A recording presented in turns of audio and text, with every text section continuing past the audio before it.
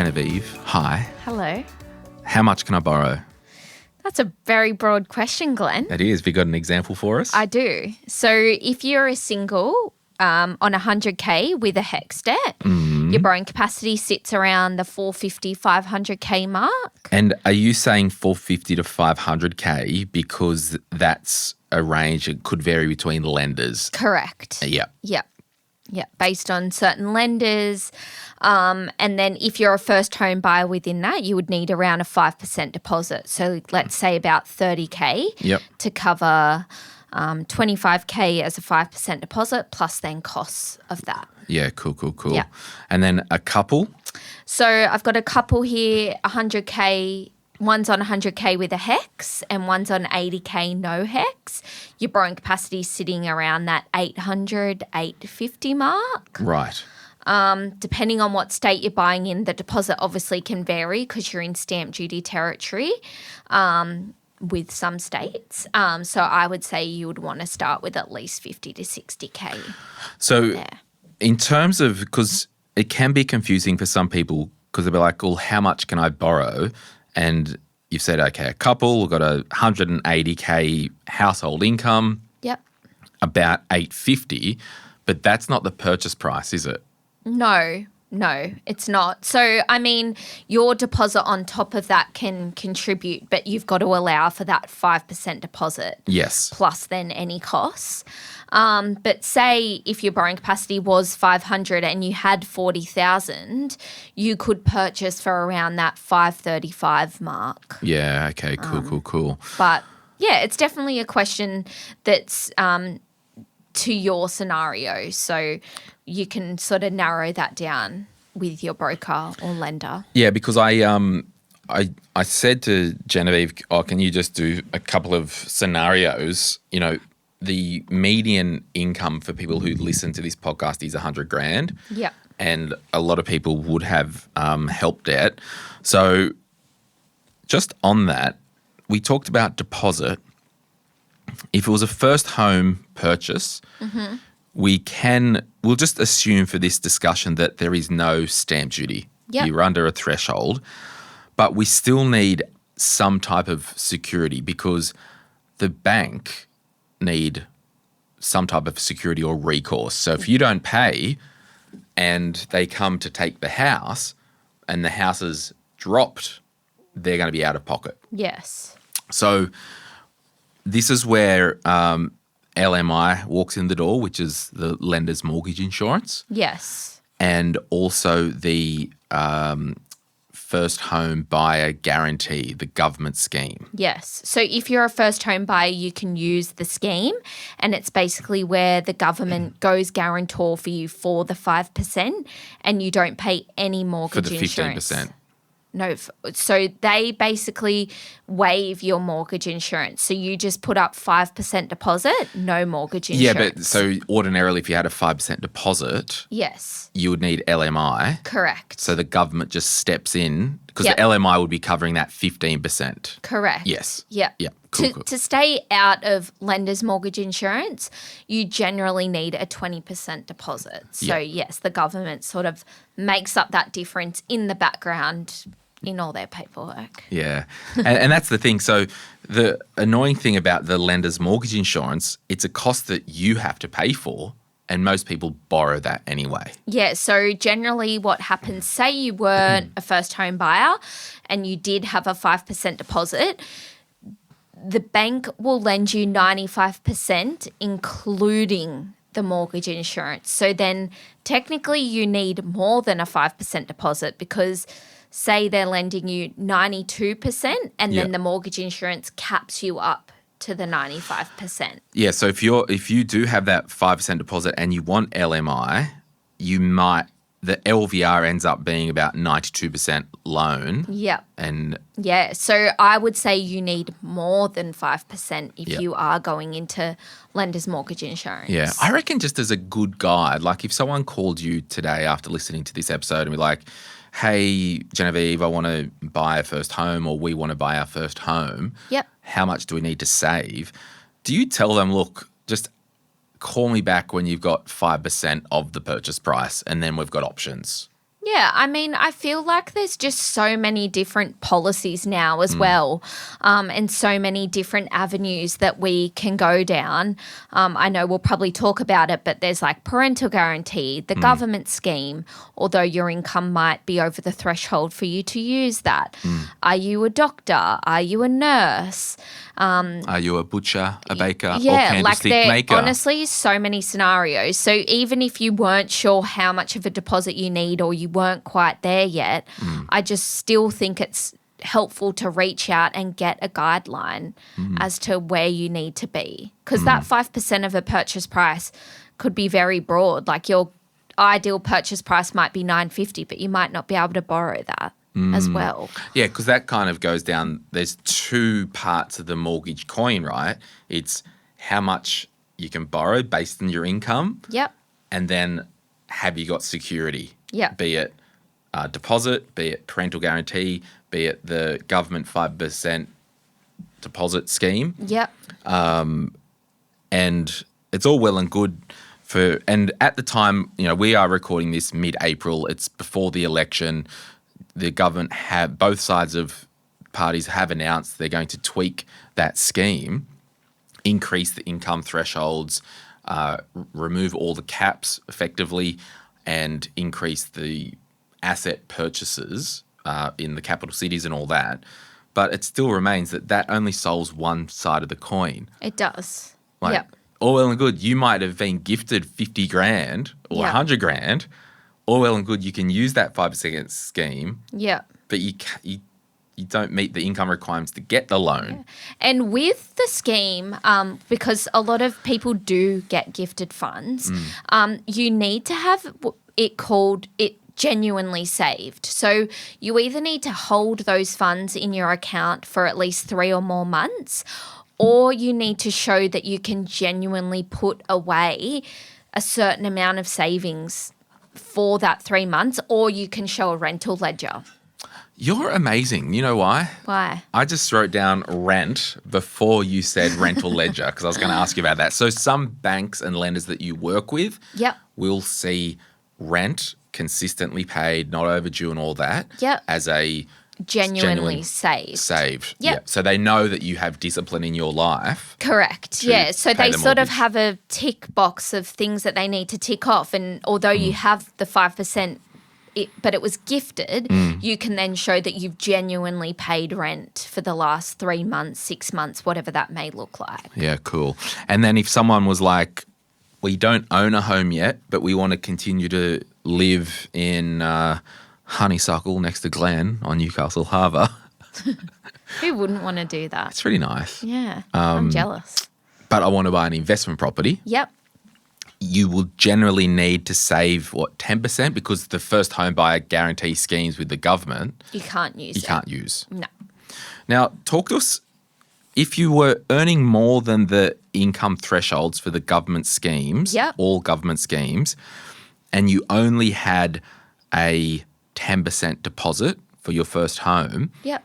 and you talked about different occupations, some banks have the lender's mortgage insurance waiver.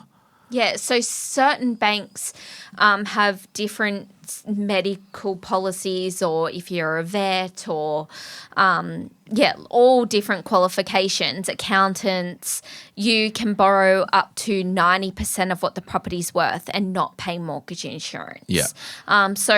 If you do have 10% and you do have a degree, I would say reach out to your broker and talk about those options as well. And I think a broader thing, anyone, when you are talking to your bank or lender, or you call your mortgage broker a mortgage broker or Genevieve, ask 100%, does my occupation meet the criteria for an LMI waiver? Yes. Because recently they've just added paramedics. Yeah, Some so many. banks. Yeah. And I think it's just that you have to understand that only certain lenders do those. So, So if you walk into Westfield to a branch and Yeah. you're like, LMI waiver, they're like, what? yeah, so only certain lenders, like as an example, for an OT, you can only really go to Westpac or St. George for Right. that policy. Like, it's very niche. So I think it's just worth engaging with a broker to have all those options on the table. And this is what we need to understand, and the value of going to a mortgage broker. Don't just Google best interest rate mortgage. No. Because what if you could get a waiver. loan with no LMI, saving $15,000, but pay one bee's nipple more for interest with that bank? Exactly. I'm taking the bee's nipple. Yeah. Yeah, absolutely. Like, I just think I worked it out for a client yesterday. We're trying to refinance her off a higher rate, and it was going to cost her $11,000 in mortgage insurance to refinance because she wasn't quite there yet. Yeah. But she wasn't going to save $11,000 on her interest rate. So I was like, you're do just it. better off staying as is for And now. That's a good point. If you have to pay lenders mortgage insurance, that's one-time payment to that bank or lender. If you go and move banks or lender and as your You're stealing client, mortgage insurance. you've got to pay it again. You do. Unless Yeah. the property's increased in value, you've paid down the loan, and you're in that 80% vibe. Awesome. Well, we're doing a bit of a refresher today on the home loan process, particularly around first home buyers. I just want to always acknowledge that people are new to our podcast. And actually, I've been toying everyone. I might put in brackets at the end of the episode title, B for beginner. Or bee's nipple. Or bee's nipple. Hey, bingo. Anyway, my name's Glen James. This is a podcast, and it is brought to you by Sphere Home Loans. Genevieve is an employee and mortgage broker of Sphere Home Loans. She was on the show a couple of weeks ago sharing her story around mat leave, parental leave, returning to work, all the fun stuff. All things kids. All things kids. You can have a look at that. Otherwise, we're going to do a podcast. My name's Glenn. I've said that. Let's get it on. You're listening to Money, Money, Money, or as the regulars like to call it, M3. We're Australia's OG personal finance podcast. Everything you hear on the show is general advice only, which I'm licensed to give, and details can be found in the show notes. My name's Glen James, former financial advisor, now podcaster. I've got a book, The Quick Start Guide to Investing, and I host, produce, and curate this podcast with you in mind. You can follow me on Instagram, just search Money Podcast, or if you want to join the Facebook group, just put this episode number on your way in so we know you're real and not spam. Otherwise, thanks so much for listening. Let's do this.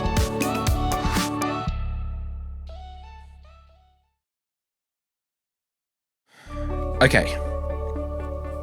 Does it cost to use a mortgage broker? There is no out-of-pocket expense for a customer. The bank pays your mortgage broker for the loan. So, Right. yeah, I would say there's no out-of-pocket expense for you to use a mortgage broker. So if I went to you and you're like, yeah, we can do this loan with this lender, the interest rate is 8.9%, all good. You could probably go direct to that same bank, that same lender, 5.89, same rate. It's not a more expensive rate to you. No. Just in the background, the banks have said for distribution, we're using more brokers. So we'll just pay, instead of paying rent and A cleaners lender in a branch. and all that stuff, a lender in a branch, we'll just outsource client acquisition to mortgage brokers Yeah. and pay that cost. And sometimes I would say we have more pull because we have other lenders to compare them to, where if you walk into a branch and they see that you need them, I wouldn't say their rate is going to be as good as if you come to a broker, because we can give them comparisons and show them what other rates And they they have might to match. offer. Yep, they generally What, match. with the or- same bank? Or can you be like, hey, Macquarie, we want to put a loan with you, this bank down the road, CBA is doing this rate. Will you match it? Have you Yep. seen matching before? Absolutely, yeah, Right. all the time. Okay. Generally, with the major lenders, they only compare major to major. Yep. But then other smaller lenders will go competitive to major as well as the smaller lenders. So, Can you do me a favor? while I fill the air, can you give me a current mortgage rate for we're in Newcastle Permanent Building Yeah. Society. Yeah. Can you find just a standard rate Yeah. and then find a rate for me for an equivalent top 4? Yep. Because I'm curious to know, because I want to make a point. I was thinking this the other day when it comes to, so there's banks and building society, building societies, they're not listed on the ASX. It's basically owned by all the clients effectively. So once you pull that up, we've just got Genevieve with her. I've got it oh, here. Yeah, okay, Are you yeah. hoping You that don't. the- You just. are you hoping that the smaller lender's going to be better, Glenn? I'm going to surprise you. I just want to know before I make my comments. Okay, go. All right. What's Newcastle Perm? So if we're comparing apples for apples, Absolutely. so products, Yep. so we're talking about a packaged product with offset. Yep. The rate with Newcastle Perm variable is sitting at 594. Yep. And what about a top 4? I would say about around Can you give me a name? 589. Can you give me CBA. Okay. Yep. CBA 5.89. Okay. What's the annual package fee 395. for CBA? Yes. That's the Pro Pack, isn't it? It's the MAV package. NAV. MAV. MAV. And then what's the annual fee for the perm? You are really testing me here. Oh, we're not here to Sorry. FBs. I want to say it's 395. Okay, either way, it doesn't matter. My point is, and it's an irrelevant point, and it might not even make the podcast, but it's just interesting and it can be, whether it's Newcastle Permanent, I think they've even sponsored one of our shows before, all good, it's fine, or whether it's the Greater Bank or an ME or all these kind of banks where they advertise, we put our members first, it's profit for members and all that stuff. Well, if that's the case, why isn't your rate cheaper? Yeah. I don't know. Yeah. For me, but again, it's not just about the rate. The rate's almost the last thing that you look at, right? Because you want to filter down. Yeah, I would say the rate is sort of the last piece of our puzzle before we send our options to a client. Talk me through, because this is a bit of a procedural thing. Yeah. I call up, hey, Genevieve, heard you on the Money podcast. I want to buy our first home. We've got $100,000 in savings. Yep. Awesome. Congratulations. Can I have some money? Here's our income. We've got $100,000 for me, $100,000 for them, $200,000 household income. We don't have help debt. Where do you go from there? Yeah, so I guess our process is that we request all the client's information. We sort of paint a picture in that initial appointment of what they're looking to do. Yeah. And then my next steps are emailing the client scenarios. Okay. So if you buy for this, this is what it looks like. If you buy for this and want to use this much deposit, this is what the repayment's going to look like. Okay. Have you talked bank or lender yet with them? Absolutely not. No. So we're just talking scenarios. Right. So because even though the client says we want to buy for $850, once I present that scenario, that may not feel comfortable to them. Right. So But you've had to peg the scenario to some type of rate. Or are we just doing... We're just doing scenarios as in purchase price and deposit needed? Yes. Not monthly repayments? I do quote a monthly repayment, but it's always just a very... high level. Basic estimate, approximate figure. Okay, so initial chat, you've got their info, so you will ask for last 2 years' tax returns maybe? No, well, it depends on... if you're self-employed, if you're on wage, let's just say you're on pay slips. Yeah. We request 2 most recent pay slips off them. We go through scenarios. Like it may be a back and forth of a week of scenarios before we're even getting to that point of them saying, okay, we want to purchase for $850. That means their loan amount is say $760. So then we go and look at lenders, and Yep. this comes into factors of, okay, their max borrowing capacity. So 760 might not be their maximum borrowing capacity at the best lender or best rate. So then we narrow down lenders. So yeah, you really want to narrow down your scenario, your LVR, so your loan to value ratio, how much you're buying for, owner occupied, principal and interest, all of those things before we even start talking about a lender. Okay, so you've emailed strategy like, yep, you can purchase at 850. You'll need to put 90 grand of your deposit in. Yep. 10 grand for some costs. Yep. We're not due, I don't know, is there LMI? Sure, whatever. And then you're like, is this kind of the direction we want to head? And they go, yeah, I think so. Yep. Then you'd probably know there's going to be one or two lenders that would tick that box. Yep. So then we narrow it down, and generally the comparison is we send out 3 lenders. Okay. So and we'll you do a always comparison. send 3 lenders? Yeah, as a bare Well, I minimum. mean, there might only be 2 that will do that unique situation. Exactly, but if we it's bread still and butter- always put in. So even if only 2 lenders did the LMI waiver, as an example, I'll still put the 3rd lender and show them what it would look like with LMI. Right, okay. So they can see that comparison and saving and what that would look Yeah, and that's like. right. It's like, yeah, sure, you can go to, before, you can go to CBA, it's 5.89. You might have to pay a little bit of LMI, or the perm does 5.94, more expensive rack rate, Yeah. but you're saving 20 grand. Yeah, or you could borrow more, or it's like some clients choose a bank based on how many offset accounts Yeah. they offer, not on the rate. Yep.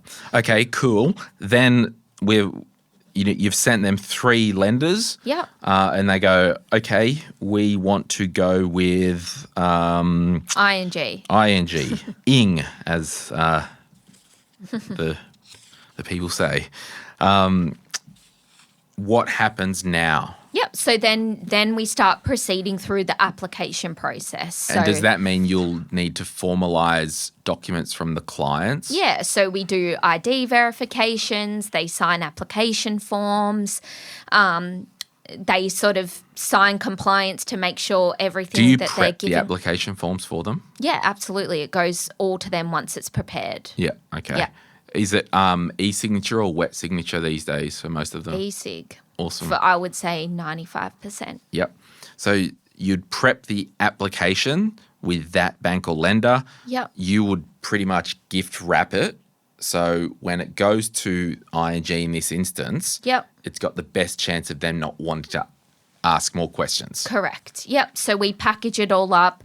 You sign to say everything's accurate, the funding positions, the income, your assets, liabilities, all of that kind of stuff.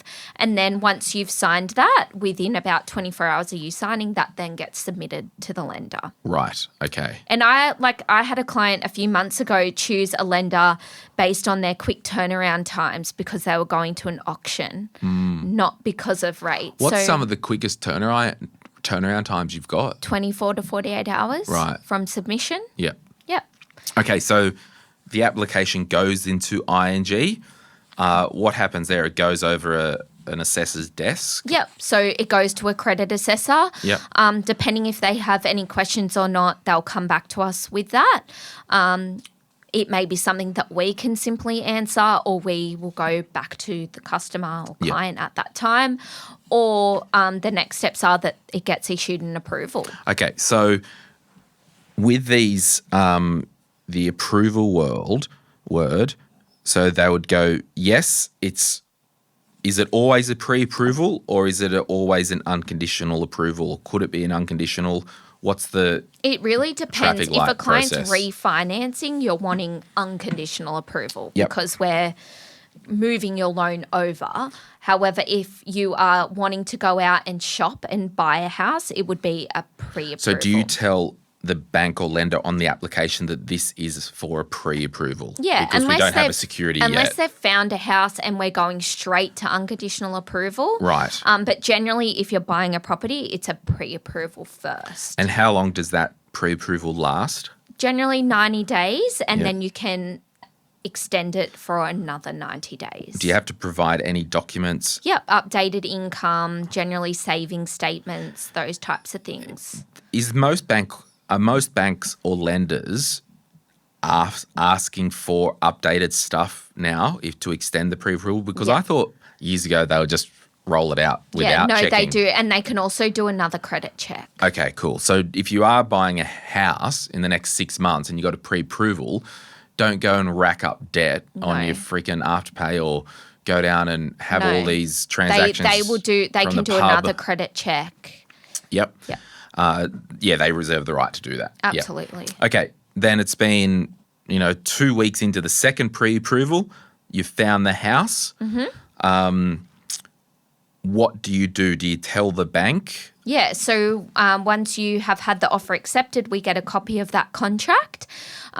Generally at that time, I'll do another scenario of how that loan is exactly going to look. Based on the exact price. And then we move that loan forward to unconditional approval. But it's actually like after 90 days, generally we're looking at clients' options. Even like, yes, you can reapprove your loan at that lender, but the banks are changing every day. So what might be good for you 3 months ago may not be good for you anymore. Have you ever, once they've found the house and they've got that pre-approval, like, oh crap, we think we can get a better deal for you here with a turnaround time that's only 2 weeks. Let's now put an application in with this bank. Yeah, or generally I'll convert the loan to unconditional approval with the lender that they already have just to remove that stress from the process. And then we've got generally 4 weeks or potentially even longer until settlement. So that gives us more time to apply somewhere else and get unconditional approval elsewhere. Right. Okay. So am I right in saying a pre-approval is literally just an approval that has a condition of you've got to find a house? Yeah, and sometimes like the conditions might be that you also close your personal loan. Yeah, and we need to see a statement. Or you're closing off your HEX, but generally, and this is broad advice, but I would say let's get an approval subject to you closing that personal loan, because if they purchased for cheaper, they may not need to close that personal loan anymore. Yeah. And they may want to keep it open. So okay, so you're saying, get a pre-approval subject to keeping the personal loan or not keeping it? Well, so they may close it or they may not, depending on their borrowing capacity. Yeah. And then, okay, so the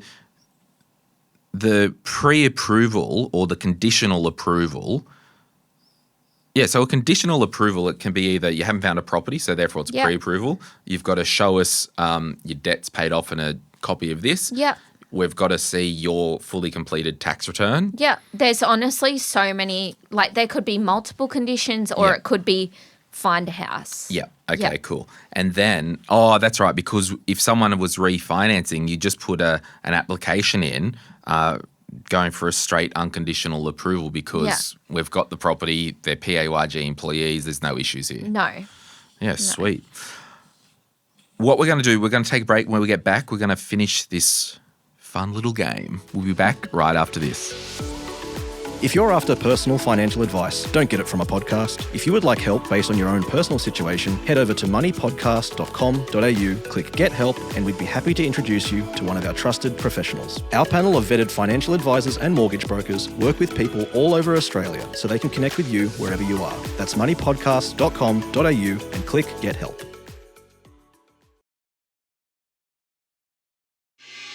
Before we get back into the show, I'd like to encourage you to protect your financial life. Now, what does that mean? It means having income protection insurance in place. It means having death cover in place if you do have debt or dependents. It means having your suite of personal insurances sorted. I know you insure your car. I know you insure your house. Why not insure you? I really want to encourage you to reach out to Sky Wealth. They support the podcast. They are specialist financial advisors who can look at your situation, walk through a heap of options personalized to you. It's usually far more comprehensive and competitively priced than going direct to your super fund. You must see a specialist financial advisor for your insurance. You can head to sky.com.au, that's skye.com.au, to book a complimentary 15-minute chat and the team can point you in the right direction.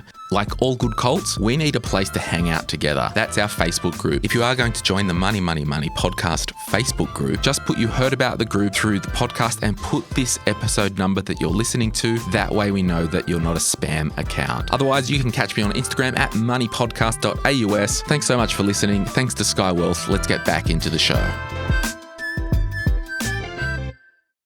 Okay, so we talked about you found the property, you got unconditional approval, everything's locked and loaded. Mm-hmm. What happens at settlement?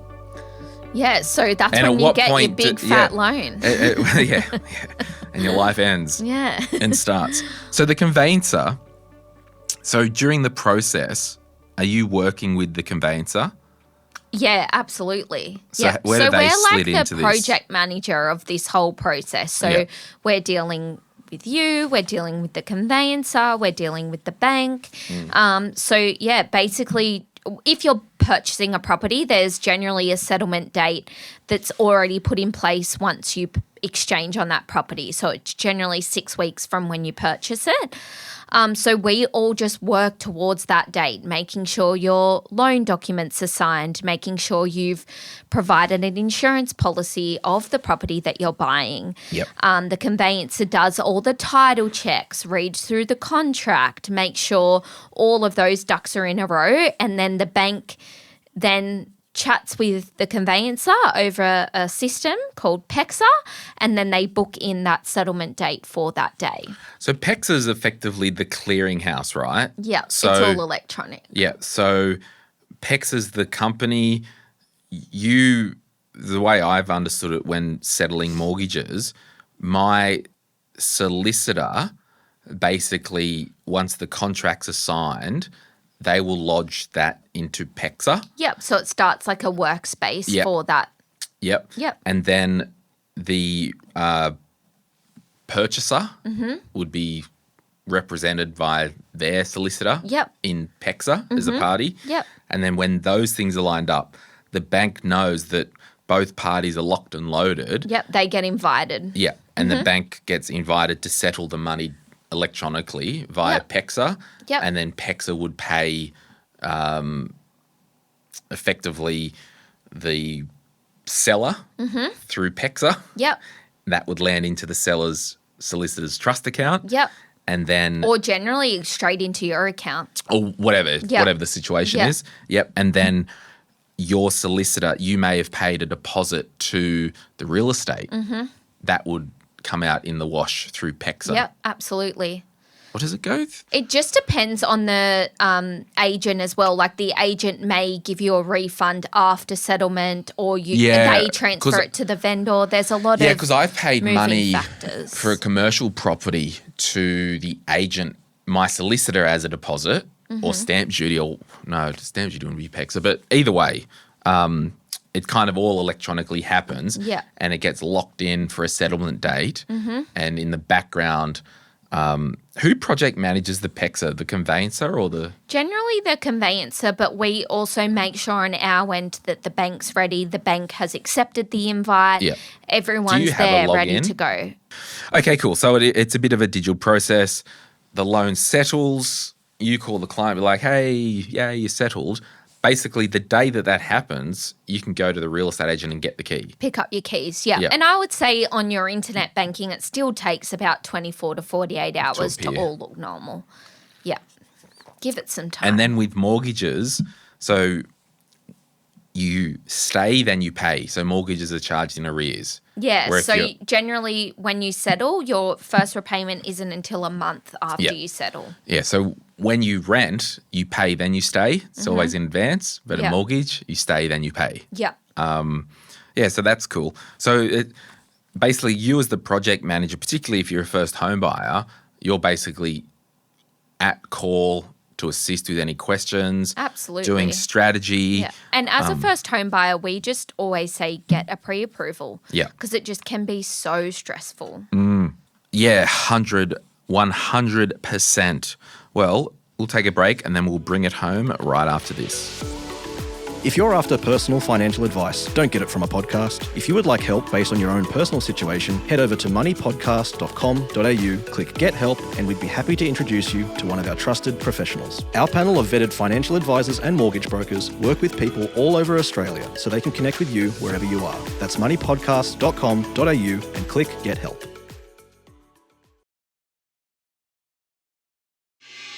Before we get back into the show, I'd like to encourage you to protect your financial life. Now, what does that mean? It means having income protection insurance in place. It means having death cover in place if you do have debt or dependents. It means having your suite of personal insurances sorted. I know you insure your car. I know you insure your house. Why not insure you? I really want to encourage you to reach out to Sky Wealth. They support the podcast. They are specialist financial advisors who can look at your situation, walk through a heap of options personalized to you. It's usually far more comprehensive and competitively priced than going direct to your super fund. You must see a specialist financial advisor for your insurance. You can head to sky.com.au, that's skye.com.au, to book a complimentary 15-minute chat and the team can point you in the right direction. Like all good cults, we need a place to hang out together. That's our Facebook group. If you are going to join the Money podcast Facebook group, just put "you heard about the group" through the podcast and put this episode number that you're listening to. That way we know that you're not a spam account. Otherwise, you can catch me on Instagram at moneypodcast.aus. Thanks so much for listening. Thanks to Sky Wealth. Let's get back into the show.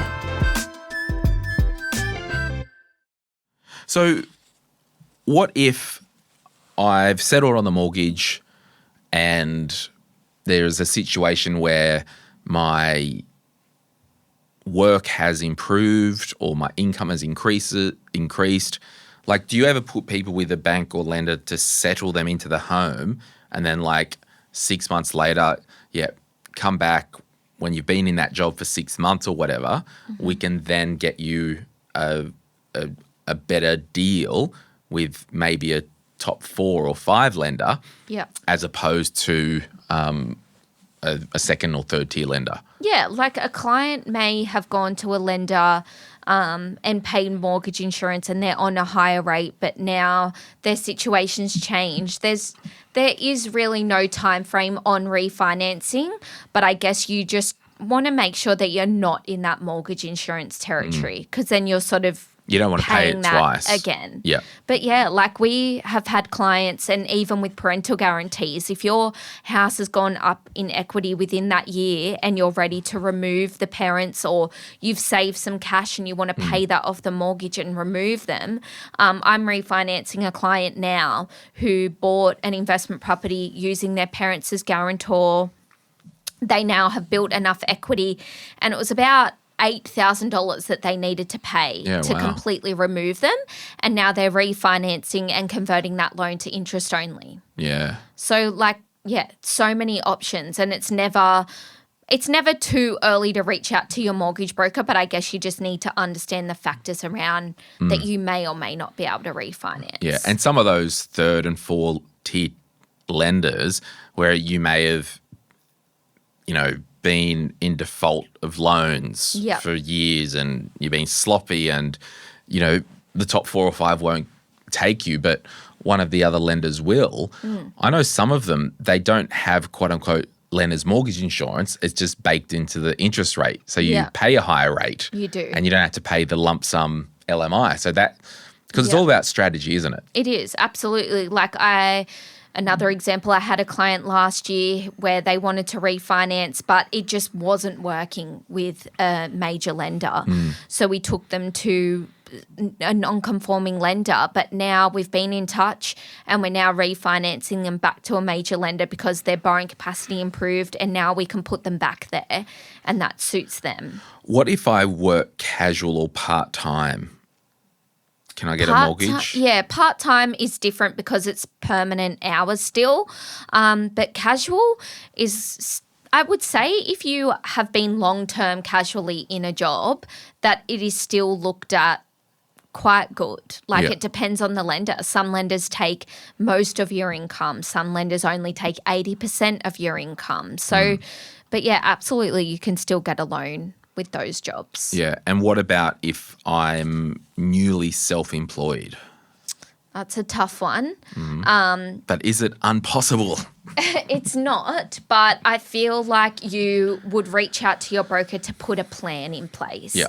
Because self-employed is a bit different where you're relying on yourself to generate that income. So the banks also need to see a tax return for you to evidence that, and that only is working off financial years. And I think it's so situational because if you were a management consultant for a big company earning $200K a year, and then technically you quit that company and then you were self-employed and got a new or you were contracting back to that company. That's right, yeah. Or, sorry, the thing in the behind it flicked on. I was like, what? Or you're like, I'm still going to be a management consultant. Yeah. I've got a 12-month contract for this other bank now, not the bank that I was employed with. That is something that I would say is a scenario that you could put up case by case. Yeah, because it's like I'm still doing what I'm doing. It's not as if I was a butcher and then wanted to be a candlestick maker. Absolutely. Or hairdresser. Yeah. Different industry, Yeah. same income. So, it's all circumstantial. And I think it goes back to It also depends on gap between employment. Like if you took a gap year and went traveling for 9 months, that can hinder how that looks when you return to work. Can I get a mortgage if I'm on maternity leave? You can. Yep. Generally, rule of thumb is that you need to show that you have adequate savings to make up the difference in your surplus funds while you're off. And then you also need a letter from your employer stating when you're returning and to what capacity. Yeah, okay. Cool. But absolutely, you can. Yeah. Well, look, we've covered a lot of ground in kind of just the procedure side of getting a home loan, maybe for the first time. Yeah.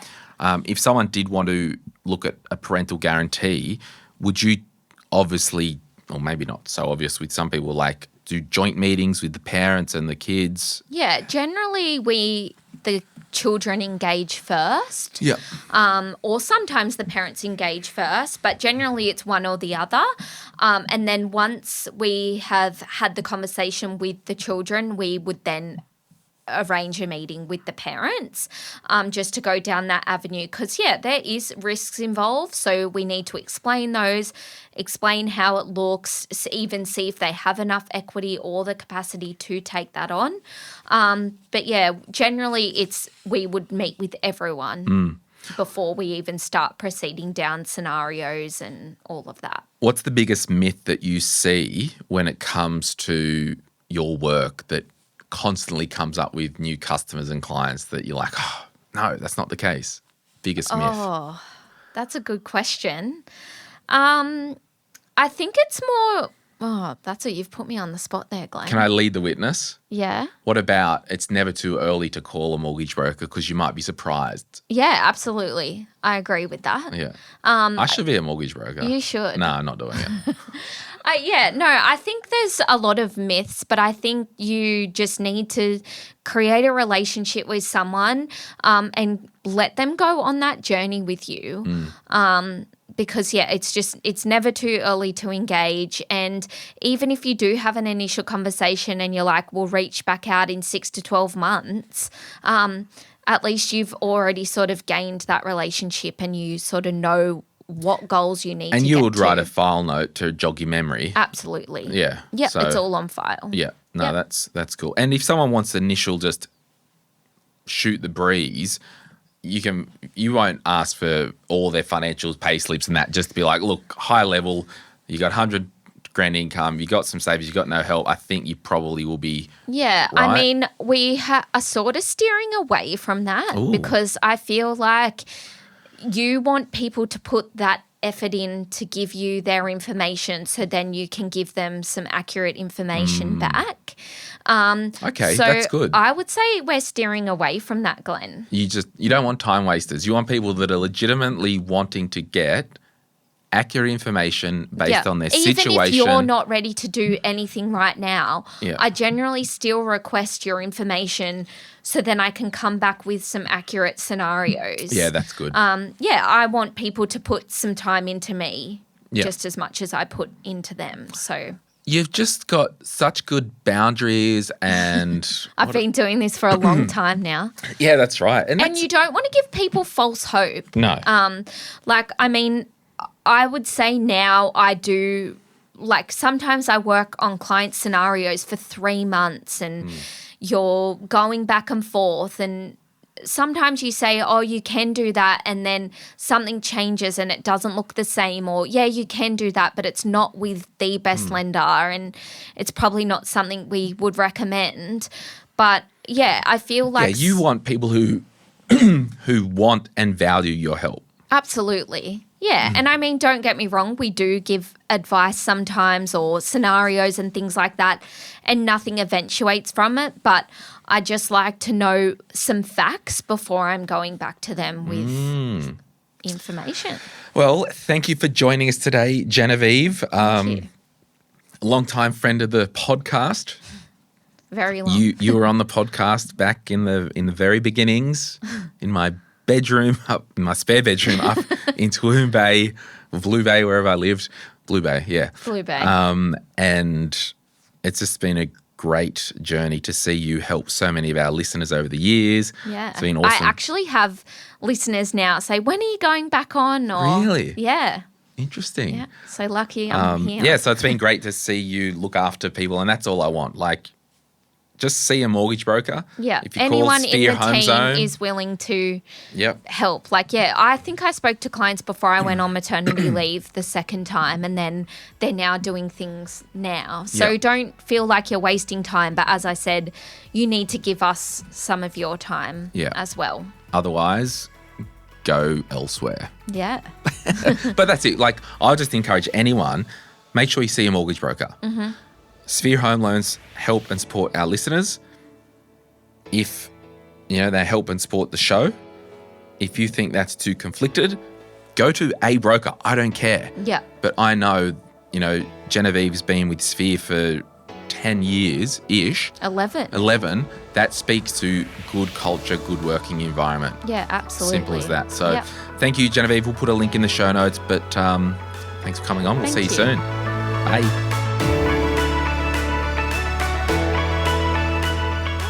Thanks for listening to today's podcast. If you want to support us, there is one way you can do that. You can send the episode to a friend, a family member, or your group chat if you think those people would find it valuable. We also thank you for leaving a review on Apple or Spotify.